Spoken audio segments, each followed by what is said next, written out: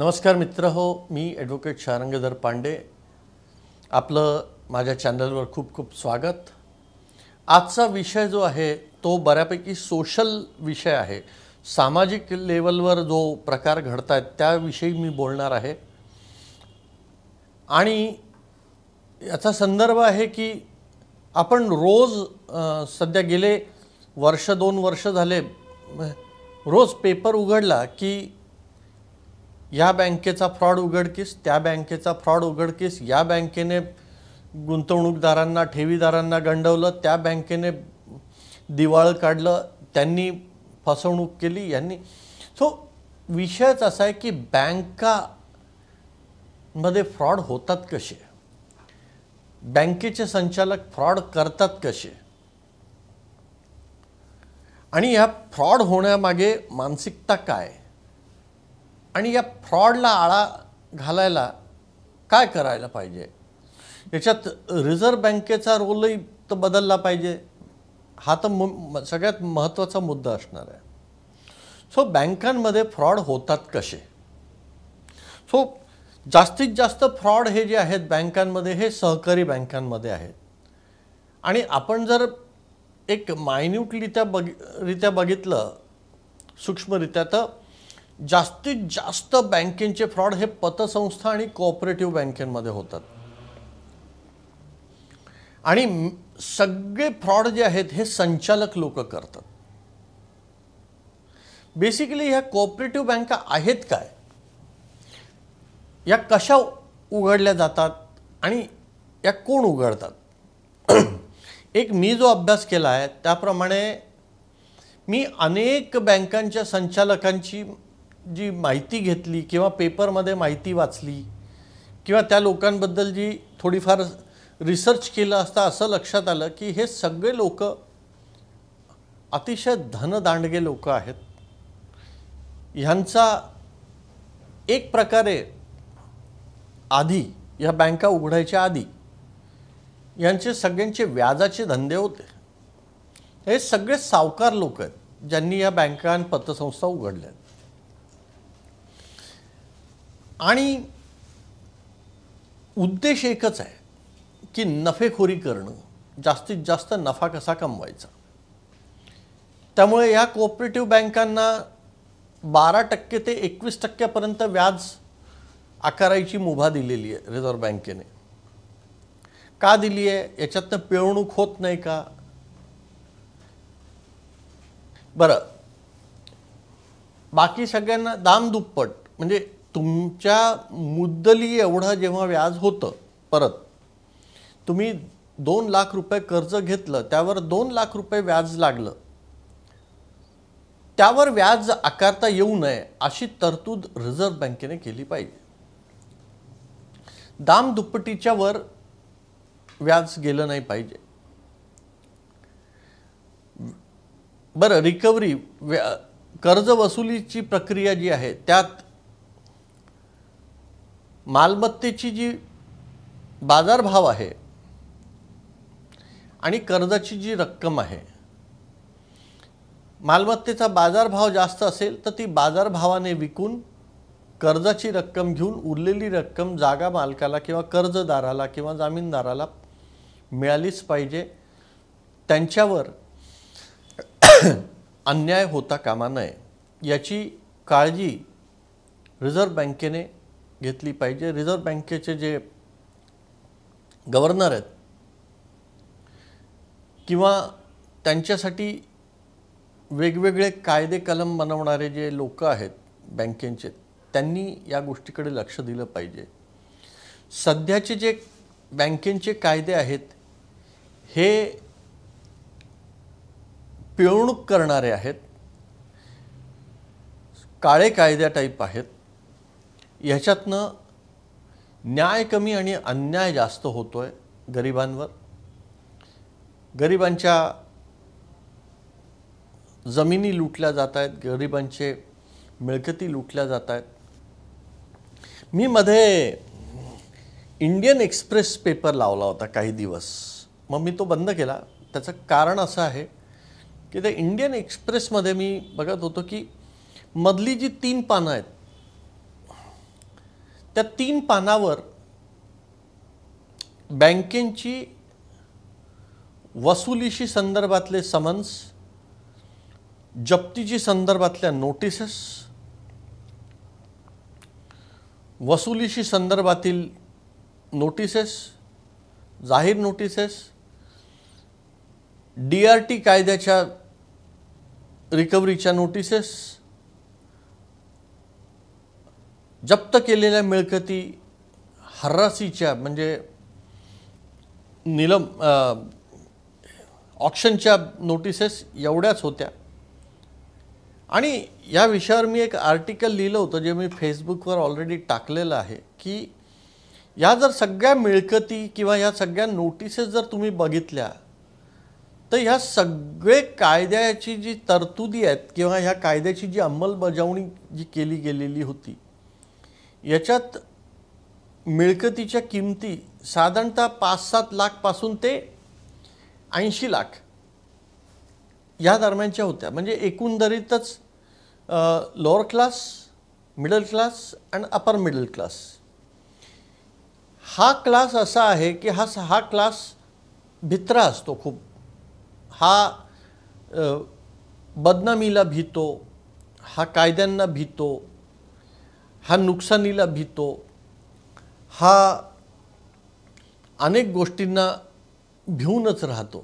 यांना सगळ्या गोष्टींची कायद्याची भीतीच आहे या लोकांना. आणि ह्या लोकांकडनं वसुली करणं सगळ्यात सोपं की यांना बघा तुमची बदनामी करू तर आम्ही ते लोक बिचारे कर्ज फेडून टाकतात. सो एकंदरीतच सगळ्या जाहिराती ज्या होत्या त्या सगळ्या ह्या आर्थिक ब्रॅकेटमधल्या होत्या, आर्थिक याच्यातल्या होत्या की साधारणतः 5-1 लाख ते 80 लाखपर्यंत होत्या. आणि याच्यात सगळे कर्ज किती एवढं, त्याच्यात जमिनीची बाजारभाव एवढा आणि ऑक्शनची किंमत म्हणजे सदनिकेची किंमत 2 कोटी आहे. कर्ज वसुली आहे 60 लाखांची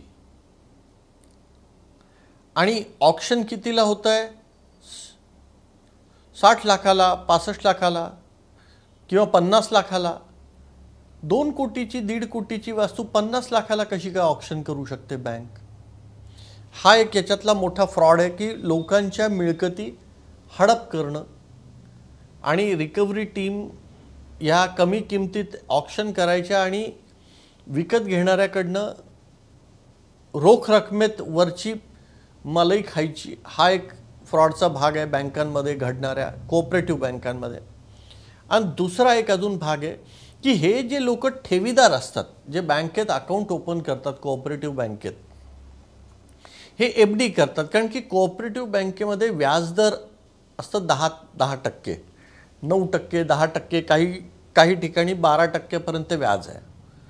आणि अनेक रिटायर्ड लोक किंवा अनेक गरीब लोक आपल्या कामकाज किंवा आपल्या पगाराव्यतिरिक्त एक ठराविक रक्कम ॲडिशनल आपल्याला मिळावी ह्या हेतूने ते लोक गुंतवणूक करतात किंवा ठेवी ठेवतात.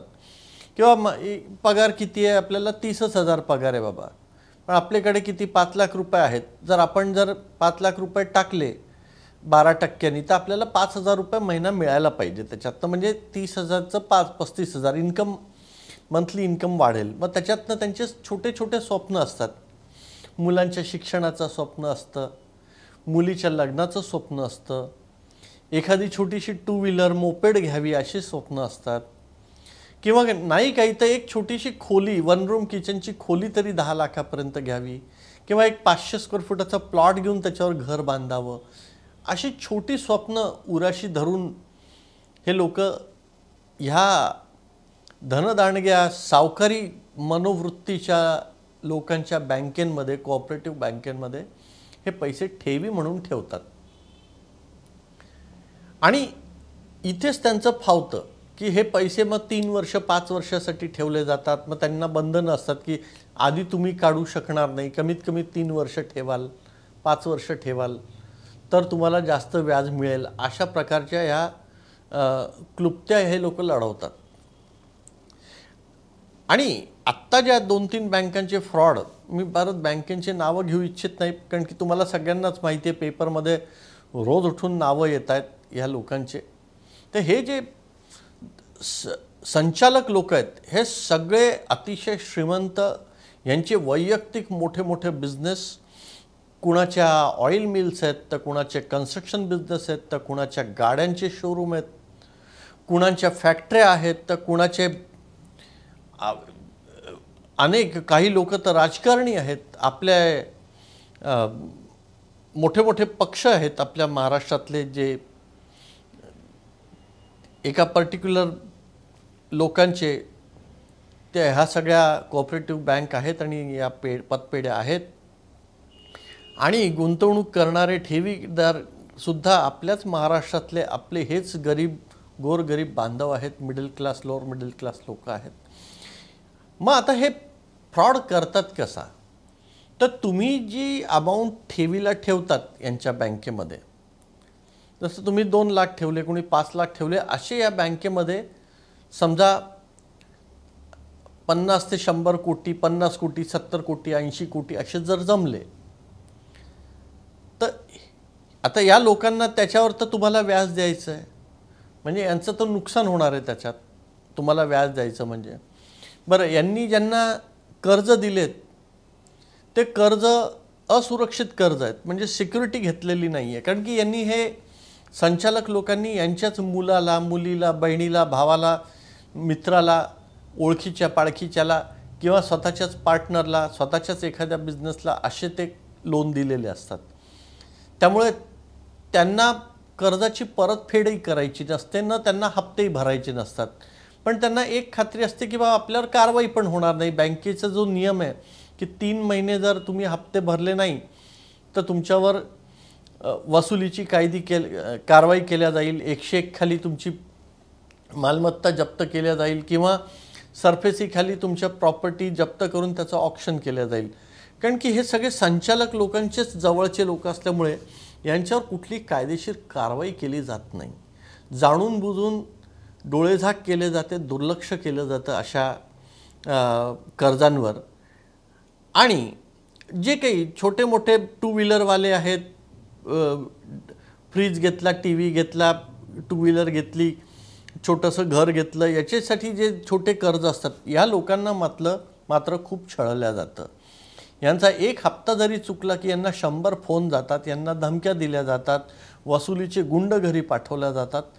अशा प्रकारे ही सगळी वसुलीची टीमही यांची कार्यरत होते. पण मोठे जे कर्जदार आहेत त्यांना, जे कोट्यांमध्ये फायनान्स घेतलेला असतो याच कोऑपरेटिव्ह बँकमधनं, त्यांना मात्र कुठलाही त्रास दिला जात नाही.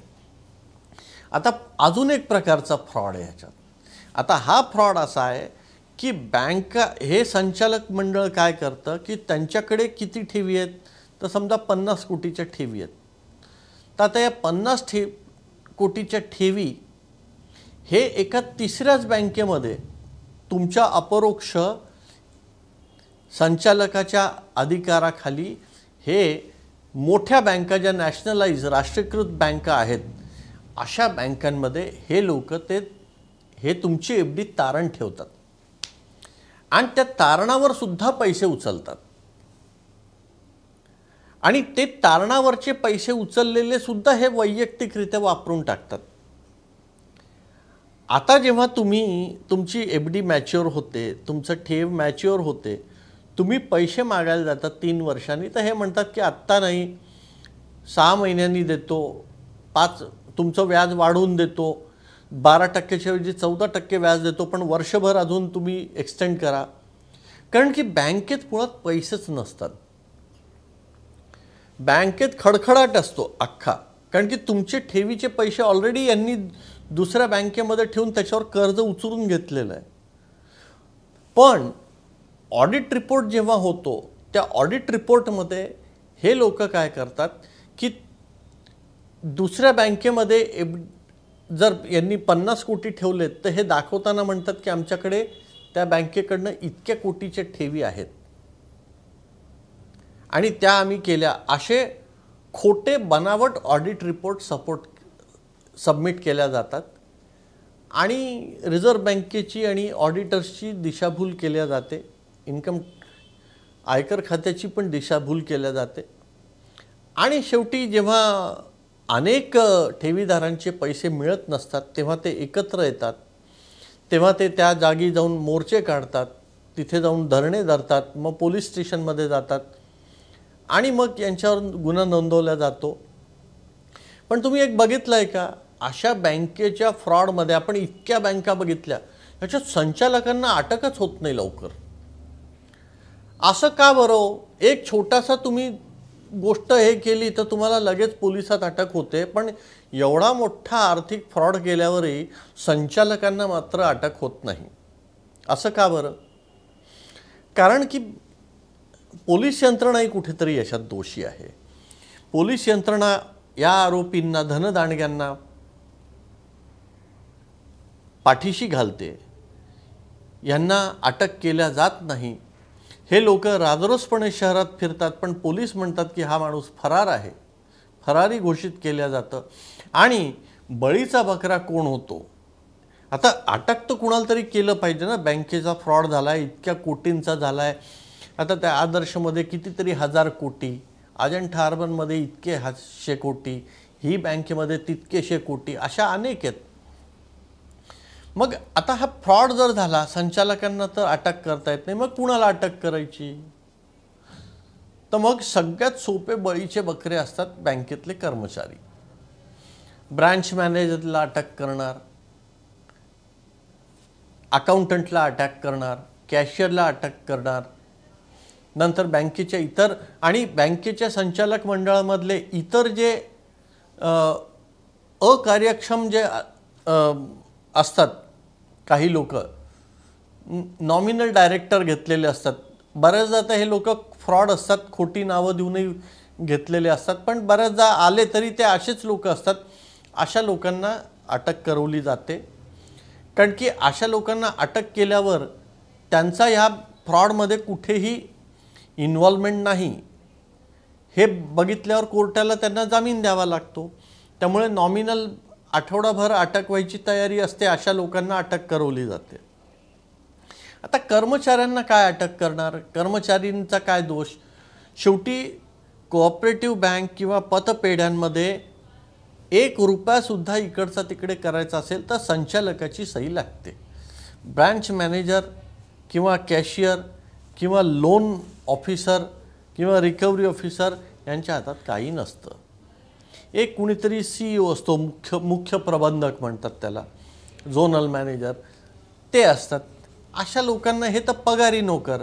शेवटी पगारी नोकर जे लोक असतात बँकेमध्ये, कोऑपरेटिव्ह, तेच करतात जे संचालक सांगतो. डायरेक्टली किंवा इनडायरेक्टली त्यांची प्रत्येक कृती ही संचालकांचाच आदेश असाच मानला गेला पाहिजे. पण न्यायालयात जेव्हा आम्ही अशा लोकांसाठी जेव्हा जामीन मागायला जातो तेव्हा न्यायालय हेच म्हणतं की नाही, यांना अटक केली आहे, हे तर जनरल मॅनेजर आहेत, हे तर ब्रांच मॅनेजर आहेत, यांनीच फ्रॉड केलेला आहे आणि पैसे परत जमा झाल्याशिवाय किंवा ह्या लोकांनी पैसे जमा केल्याशिवाय आम्ही यांना सोडणार नाही. म्हणजे चोर सोडून संन्याशाला फाशी देणं, अशातला हा न्याय यंत्रणेचा प्रकार आहे. मला कळत नाही की या लोकांकडे हे पगारी नोकर, ज्यां एक तर कोऑपरेटिव्ह बँकेत पगार किती हो, हे लोक पिळवणूक करतात. मस्टरवर 50,000 रुपये पगार दाखवतात, हातात देताना 20,000 देतात. साधं चपराशाला 8-10,000 रुपये पगार दाखवतात आणि देताना 5,000 देतात. एवढी तर चिंदीगिरी करणारे हे लोक संचालक आहेत आणि ह्या संचालकांना वाचवलं जात आहे आणि कायदा त्यांना मदत करतोय, पोलीस त्यांना मदत करतायत. पोलीस डिपार्टमेंटवर तर खरंच बोलावं तेवढं कमी पडेल एवढं आहे, कारण की इतके दोष आहेत. अगदी सदोष यंत्रणा आहे, सदोष तपास आहेत, सदोष फिर्यादी बनवल्या जातात, सदोष चार्जशीट बनवल्या जातात. एकूणच ह्या धनदांडग्या संचालकांना लवकरात लवकर बाहेर कसे पडतील, कसे लवकर सुटतील, कशा लवकर जामिनी मिळतील, अशा प्रकारे तर तपास केला जातो. आणि मरतोय कोण? तर तो ठेवीदार.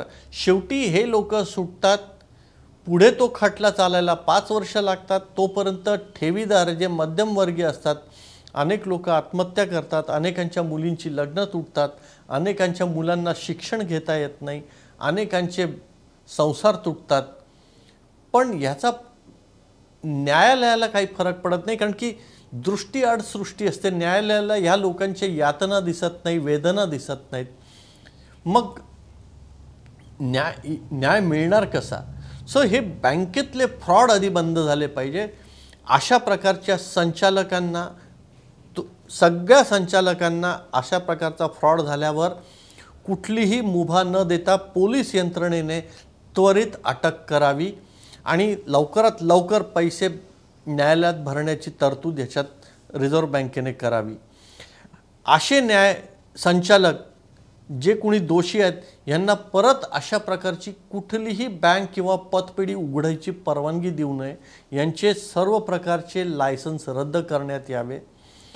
या सगळ्या ठेवीदारांना आत्ता भारत सरकारकडनं 5 लाखापर्यंत विमा आहे की तुमची जर ठेवी एखाद्या बँकेत किंवा पतपेढीत असेल तर त्याला 5 लाखापर्यंत त्याला विमा आहे.